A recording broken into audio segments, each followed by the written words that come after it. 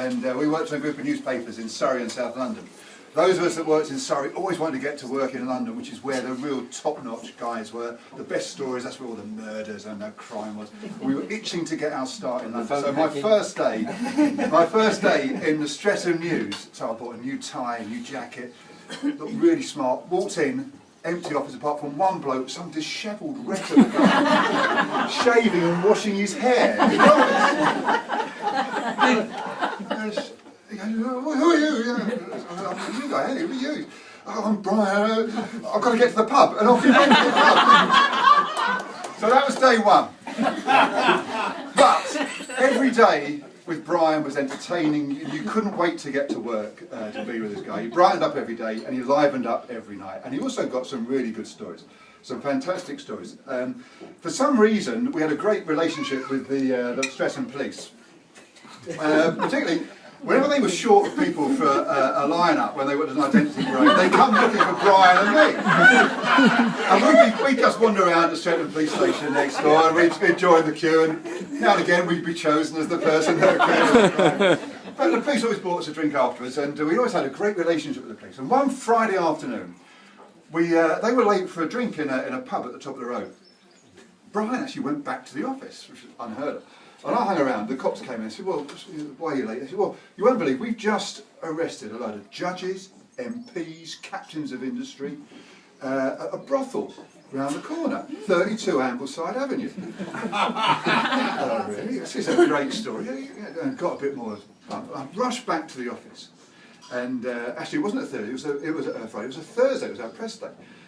And so I started making some calls and typing stuff, and we needed someone to go around to 32 Ambleside Avenue. It's where Cynthia Payne, who was very famous, became very famous around that time. Yep. So we sent Brian. And he knocked on the door, and the door was opened by an old wing commander dressed in French maid's uniform. And Brian got the fantastic quotes. Brilliant interview with Cynthia Payne and with the wing commander who'd been arrested, and we got a scoop, and this became a national story, became a film.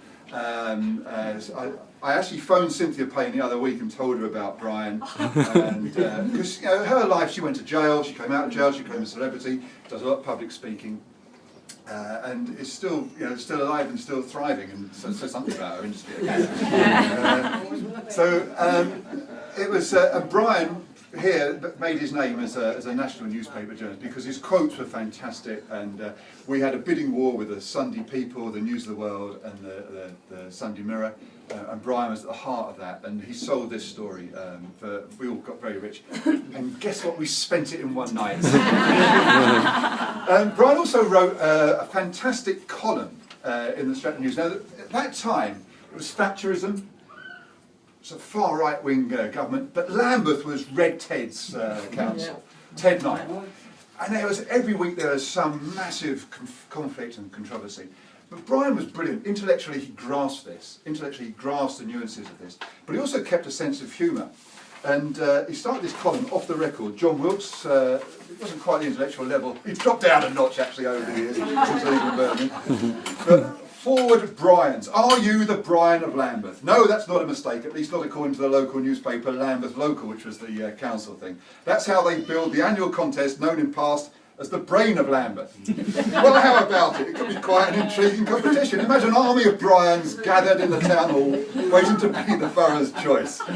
We'll start the ball rolling by nominating one of our reporters, Brian Hannay. Any more takers? There were no more takers. No one could take. So Brian and I thought so much of Brian that I had the chance to set up a newspaper in Hampstead and Covent Garden, and there's a budget for one reporter, and the one reporter I wanted was Brian Hannay, because he was just so good. He was so good. He could do serious stories, he could do shallow stories, he could do superficial stories, but he was the best around at that time.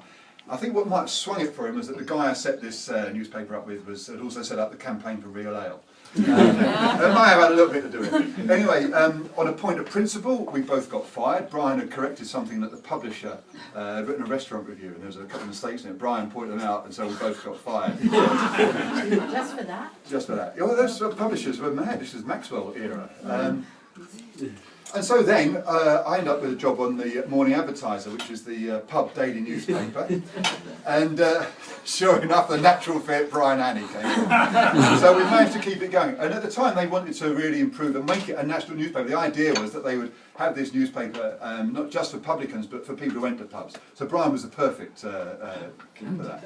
And the greatest thing about that was that there was a kettle there. So you got to work in the morning, the kettle there, it was rusted over because he also had a daily delivery of a barrel of beer from every brewery in the country. So it was heaven for Brian.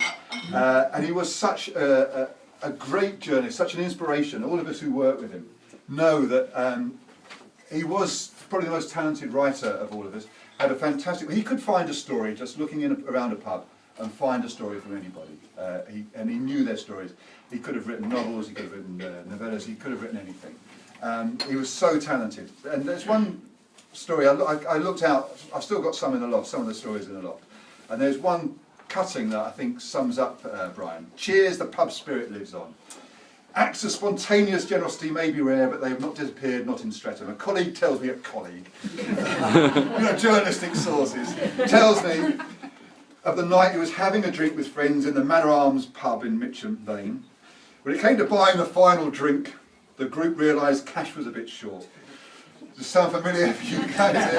And they were hard pushed to scrape together the price of mineral water. It was then a stranger on the next door table cast a £1 note in their midst saying, "Have a drink on me." The man turned back to join his own group, a true example of a drinker's camaraderie, and a true example of the way that Brian could inspire anyone to buy him a drink.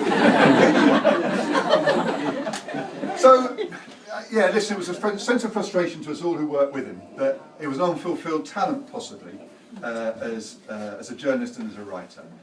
But certainly not an unfulfilled talent in terms of quality of the person. The kindest man I ever met, most generous, the warmest man. He was never made anyone feel inferior, made everyone feel welcome wherever you went. We all thought the world of him, think the world of him, and we're going to miss him enormously. So please raise a glass, as I'm sure he'd like us to do, to the finest guy of our generation, Brian.